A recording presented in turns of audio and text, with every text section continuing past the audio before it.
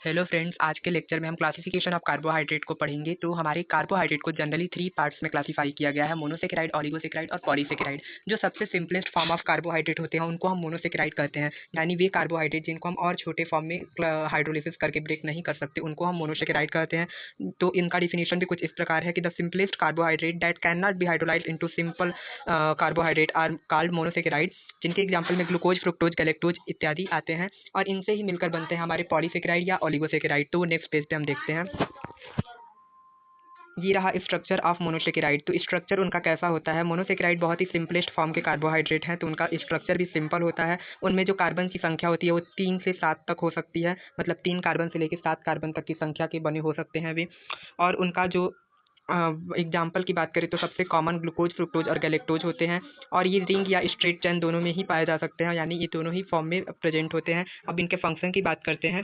तो जो हमारे मोनोसेकेराइड होते हैं ये प्राइमरी एनर्जी सोर्स की तरह होते हैं हमारे सेल्स में, मतलब हमें सबसे प्राइमरी एनर्जी इनसे ही मिलती है। जो हमें तुरंत इंस्टेंट ज़रूरत होती है एनर्जी की, वो मोनोसेकेराइड के फॉर्म में ही हमें मिलती है, क्योंकि जो हमारे बड़े कार्बोहाइड्रेट होते हैं वो ऑलरेडी ब्रेक होकर हाइड्रोलिसिस से सिंपलेस्ट फॉर्म ऑफ मोनोसेकेराइड बन के हमारे सेल्स में प्रेजेंट होते हैं हमको एनर्जी देने के लिए। ये बड़े कार्बोहाइड्रेट्स के लिए बिल्डिंग ब्लॉक्स की तरह होते हैं, यानी ग्लूकोज जैसे कि फ्रुक्टोज मिलकर सुक्रोज बनाते हैं, वैसे ही ग्लूकोज गैलेक्टोज मिलकर हमारा लैक्टोज बनाते हैं और 2 ग्लूकोज के मॉलिक्यूल आपस में मिलकर माल्टोज बनाते हैं। तो ये बिल्डिंग ब्लॉक्स की तरह होते हैं हमारे कॉम्प्लेक्स कार्बोहाइड्रेट की तरह। और इनका सबसे महत्वपूर्ण रोल होता है सेल रेस्पिरेशन और मेटाबॉलिज्म में, ये बहुत अच्छा रोल प्ले करते हैं। तो ये इनके कुछ बेसिक फंक्शन है जो आप अपने नोट्स में लिख लीजिएगा और ये बहुत इंपॉर्टेंट भी है। नेक्स्ट इनके प्रॉपर्टीज़ की बात करें तो ये जितने भी कार्बोहाइड्रेट्स मोनोसेकेराइड के अंतर्गत आते हैं ये अपने छोटे साइज़ की वजह से वाटर सॉल्यूबल होते हैं, यानी बहुत जल्दी जल में सॉल्यूबल हो जाते हैं। और दूसरा इनका टेस्ट बहुत स्वीट होता है, मतलब मीठे होते हैं, क्योंकि ये कार्बोहाइड्रेट है और यूजुअली ये हमारे शुगर मॉलिक्यूल्स ही होते हैं, तो हमें पता ही है कि वो मीठा होगा। और इनका आइसोमेरिक फॉर्म भी एग्जिस्ट होता है, मतलब ये कई तरह के आइसोमेरिक फॉर्म में भी पाए जाते हैं। ये यहाँ पर इसके बाकी के पॉइंट्स लिखे हैं। उसके बाद हम डाइसेकेराइड की बात करते हैं। तो डाइसेकेराइड वे कार्बोहाइड्रेट होते हैं जिनके हाइड्रोलिसिस करने पे वो 2 सेम या डिफरेंट मोनोसेकेराइड यूनिट्स में टूटते हैं। ये हमारे सिलेबस में दिया है।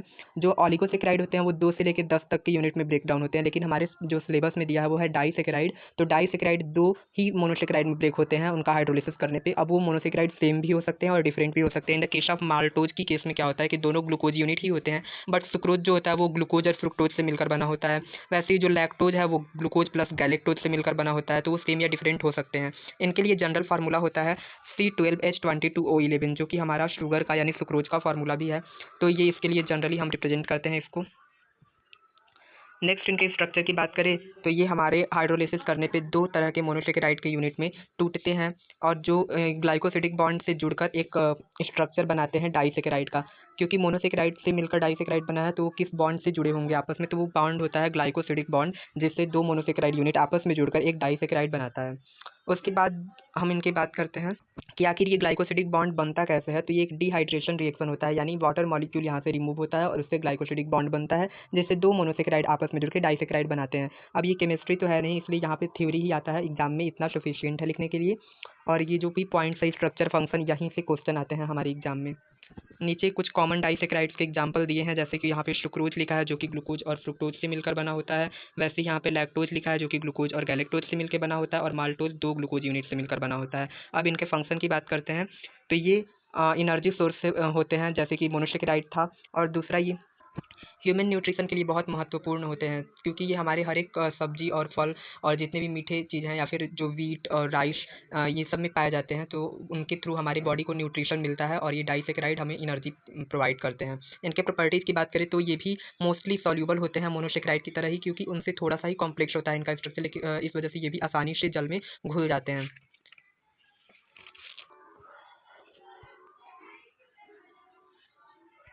टिल देन नेक्स्ट लेक्चर में हम आगे के पॉइंट्स देखेंगे। Thank you.